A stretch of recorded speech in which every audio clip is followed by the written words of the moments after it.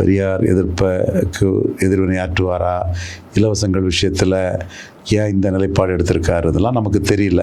2026 பிப்ரவரி மாதம் விஜய் என்ன முடிவு எடுக்க போகிறாருன்னு ஐயா விஜய் அவர்களை பற்றி தெரியும். அதுவரை ஐயா விஜயை பற்றி நம்ம பெருசாக பேசாண்டாம், நிறைய பேசி முடிச்சிட்டேன்.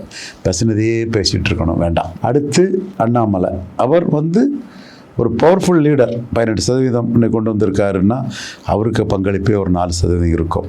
என்றாலும் அவர் கோர் கமிட்டி இதெல்லாம் கூடி தான் அங்கே முடிவெடுக்க முடியும். 3 பேர் முக்கிய தலைவர்கள், ஸ்டாலின், எடப்பாடி, சீமான். இதுதான் கம்பேரிசன். ஸ்டாலின் கூட்டணியோட 47 இருக்கிறார், கூட்டணியோட 23 இருக்கார் எடப்பாடி.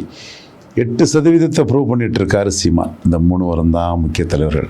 நான் அண்ணாமலையை குறைச்சி மதிப்பிட விரும்பலை. ஆனால் அண்ணாமலை ஒரு தேசிய கட்சி மாநில தலைவராக இருக்கார், சக்தி வாய்ந்த மாநில தலைவராக இருக்கிறார். அப்போ உங்களோட போய் காட் த பாயிண்ட். ஸோ இந்த 3 பேருக்கானதான் தலைவருங்கிற கம்பேரிசன். ஒற்றை தலைமை சீமான், திமுகவை பிடிச்சி ஸ்டாலின் நிற்கிறாரு, அதிமுகவை பிடிச்சி எடப்பாடி நிற்கிறாரு.